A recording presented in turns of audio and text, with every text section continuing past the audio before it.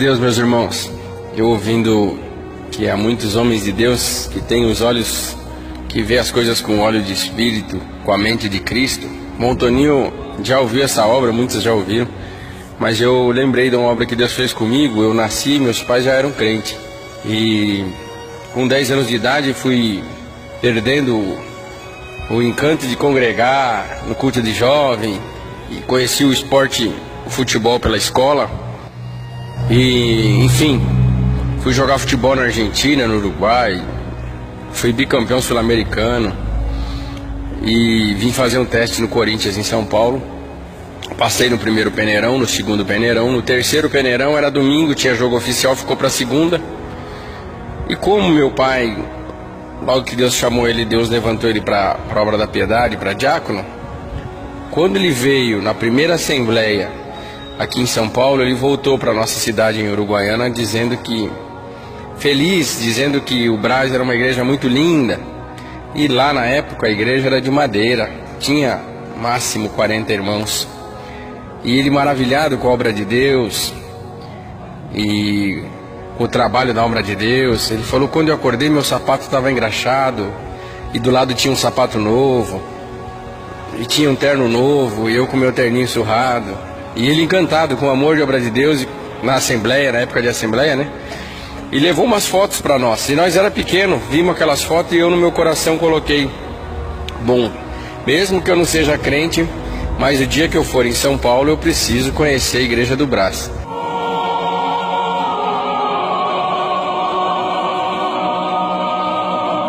E eu estava jogando futebol em São Paulo, domingo era jogo oficial, não tinha nada para fazer, fui conhecer o Brás, era batismo, e naquele dia Deus falava com um jogador de futebol que não era da cidade, que vinha de longe, que vinha de um lar pobre, mas que Deus queria a mocidade dele, não o dinheiro, nem o sucesso, nem a fama, mas queria a mocidade daquele jogador de futebol para servi-lo, e Deus me chamou na graça.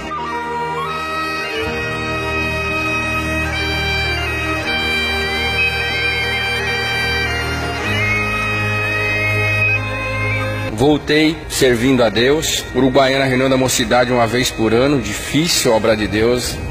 No Rio Grande do Sul é bastante difícil, só quem morou ou mora lá sabe o quão difícil é servir a Deus no Rio Grande do Sul.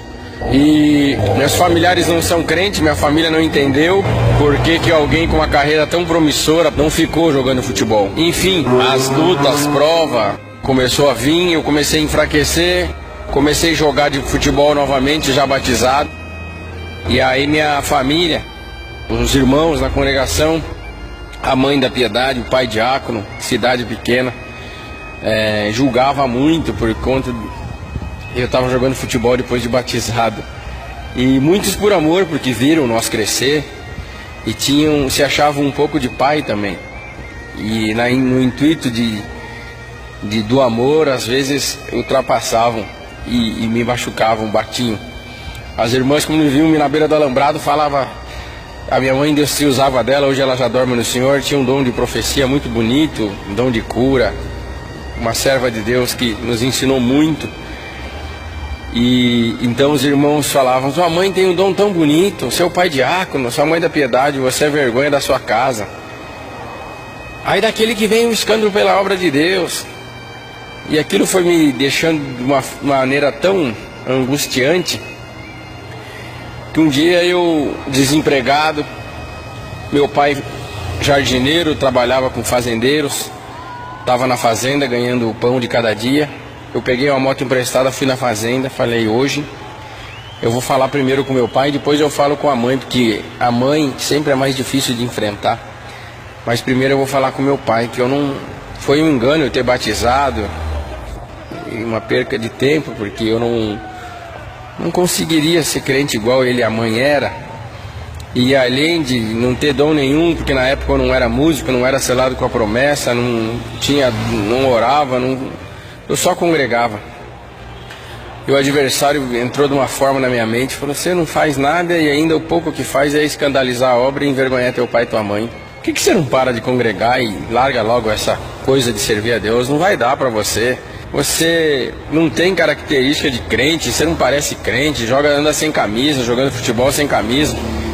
Isso é vergonha da tua casa. Aí eu cheguei pro meu pai estava roçando com uma enxada, e eu vi aquele homem de longe com um chapéu de palha no sol, ardeu meu coração.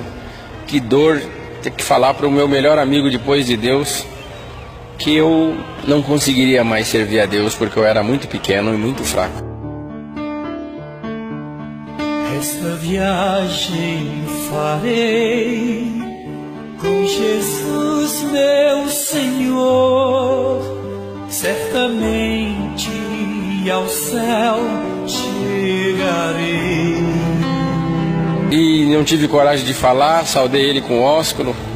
Ele perguntou o que eu vim fazer, eu falei para ele que eu estava sem fazer nada na cidade e vim ver o que ele estava fazendo na fazenda.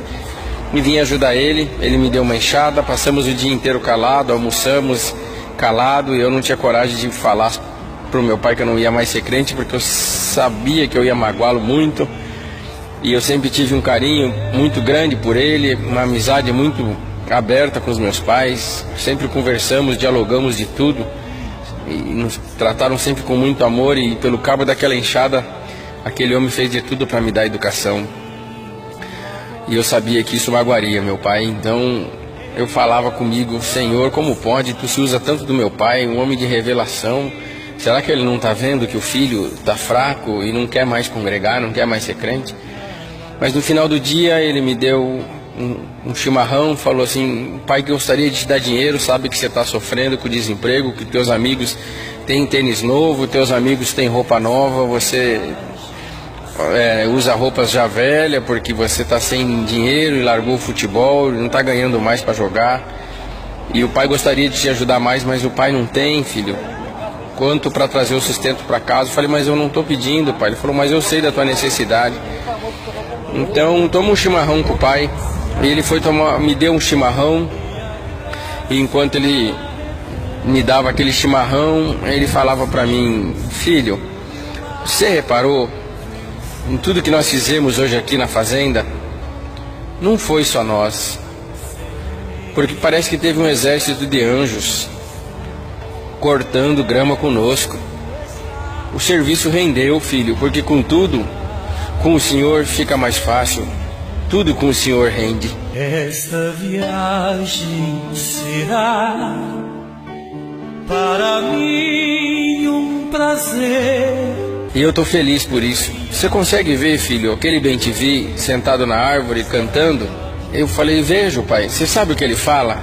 Você está vendo que ele está cantando lá para o pôr do sol, onde o sol está se pondo? Falei: estou vendo, mas não sei o que ele está falando não. Falou: esse bem-te-vi fala as seguintes palavras, filho: Senhor, graças eu te dou por mais um dia, os raios do sol que tu criou, ter esquentado meu ninho junto dos meus pintainhos da fêmea. E a hora que eu tive fome, não faltou bichinho, inseto para mim comer e trazer para os meus pintainhos. Na hora que eu tive sede, teve rios, teve riachos, eu pude escolher aonde beber a água pura. Na hora em que o sol estava muito forte, eu escolhi uma árvore sombrosa para descansar. Bem te vi que vale a pena glorificar o teu nome. Bem te vi que vale a pena te servir. Mas um dia foi embora o gavião, não pegou eu, não pegou meus pintainhos, e eu digo: bem te vi que vale a pena te servir. E eu fiquei maravilhado com o que Deus dava com meu pai, e ele falou a mesma coisa ao bem te vi, a mesma coisa ao João de Barro, a mesma coisa é aqueles pintinhos que estão pastando ali do lado junto com a galinha, a mesma coisa é a mamãe pato, a mesma coisa é os cordeiros em volta da ovelha. E todo mundo, filho, está feliz porque Deus é misericórdia.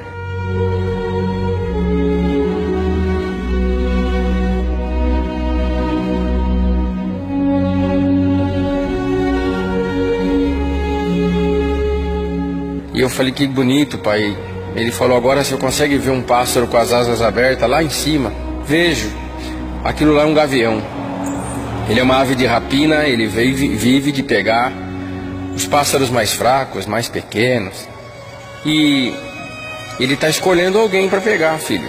Está escolhendo alguém porque daqui um pouquinho o sol se põe e ele vai fazer a sua última refeição. Então ele está escolhendo alguém para pegar. E nisso, meu irmão, eu falei assim: e agora? O que vai ser desses pintinhos, dos passarinhos? Ele falou: calma, filho. A natureza também cria seus mecanismos de defesa. Daqui um pouquinho alguém vai ver o gavião no ar e vai cantar um canto diferente. Você vai ver a correria que vai ficar aqui no campo. Irmãos, eu não sei quem avisou, se foi o João de Barro, o Bem-te-vi ou o Sabiá. Mas eu sei de uma coisa, meus irmãos. Quando um dos pássaros cantou, a galinha na hora abriu as asas, os passarinhos foram para debaixo e todo mundo se escondeu para as árvores copadas e ficou um silêncio no campo. Os cordeiros foram para perto das ovelhas e eu fiquei maravilhado com aquele espetáculo da natureza. Meu pai falou: eu sei que você está maravilhado, porque você vive na cidade, mas eu que vivo no campo e presto atenção em tudo que o nosso Deus criou, eu vejo esse espetáculo no amanhecer e vejo esse espetáculo no anoitecer, no entardecer, porque a toda hora o Senhor dá um espetáculo para nós. E aí, nesse espetáculo da natureza, ele falou para mim: agora você consegue ver alguém voando com liberdade diante da ameaça de um gavião? Eu falei: não. Ele falou: se você prestar atenção lá naquela flor, existe alguém trabalhando e cumprindo sua missão em paz. Eu vi um beija-flor, e aí eu falei: pai, mas por que ele não corre? Ele falou: olha, filho, o beija-flor pode ser pequenininho, ele pode não ter um canto bonito, mas ele vive do que está dentro daquelas flores. Aquilo lá é uma aguinha doce, e essa aguinha doce é o que dá sustentação para o beija-flor ser o pássaro mais rápido do mundo. O açúcar de dentro da flor dá energia para ele bater as asas. Só que ao mesmo tempo, filho, quando um beija-flor se vê ameaçado, principalmente por um gavião, ele enfrenta o gavião e joga aquela aguinha doce no olho do gavião. E aquela água doce para o gavião é um ácido e deixa cego o olho do gavião. Então o gavião aprendeu que o beija-flor ele pode até ser pequeno, mas o que está dentro dele é muito poderoso. Sabe, filho, hoje quando você estava vindo de moto para cá, eu perguntei: quem vem de moto lá, Senhor? E o Senhor falou no meu coração: é teu filho, vem cansado, se achando pequeno, vem numa guerra espiritual muito grande, quer te falar que ele quer parar na graça. E eu fiquei aflito, falei: Senhor, o que eu falo pro meu filho? E Deus falou assim: não fala nada, fica em silêncio, até o final do dia eu vou te dar ciência para pregar sobre a alma do teu filho. Filho, a resposta de Deus já chegou. Ainda que tu não toque, tu não cante, ainda que tu não seja selado com a promessa, ainda que tu não peça hino, ainda que tu só vai dentro da congregação, a congregação é uma flor. Dentro dela existe uma água chamada Palavra de Deus. Ela é mais doce do que o mel. É o alimento essencial para te dar energia para você combater o bom combate e ser rápido a fugir do nosso adversário. Por isso, filho, fica dentro da flor. Ainda que tu não toque, ainda que tu sente no último banco, deixa o povo falar, mas todas as vezes que tu entrar dentro da flor, a água da palavra há de alimentar a tua alma. E o gavião, que é o nosso adversário, que te espera lá fora, ele há de te reconhecer que você pode ser pequeno, você pode ser fraco, mas o teu direito de entrar na glória de Deus e a tua vontade de ganhar o reino dos céus é maior. Glória que sair da tua boca é suficiente para que o adversário fale. Ele é pequeno, mas o que está dentro dele é poderoso e eu não consigo matar. Naquela hora Deus tomou meu pai numa linguagem japonesa muito bonita, me deu um abraço, botou a mão na minha cabeça e mandou a vontade de parar e ir embora pro inferno em nome do Senhor Jesus, e pregou coisas que já cumpriram na minha vida. O diabo quer te matar, mas tu vai casar, tu vai ter filhos, para a honra e glória do meu nome. Tu vai viajar, tu vai me servir, porque o Senhor anunciou para mim, e o Deus que anunciou para mim no meu coração não é um Deus mentiroso. Ele há de cumprir tudo que Ele está me dando aqui na boca. E muitas dessas coisas já cumpriu na minha vida, e eu estou glorificando o nome de Deus. E sentir de repartir com os irmãos essa obra que eu guardo com muito carinho dentro da minha alma. Deus que abençoe a todos, meus irmãos, e perdoa o tempo de áudio.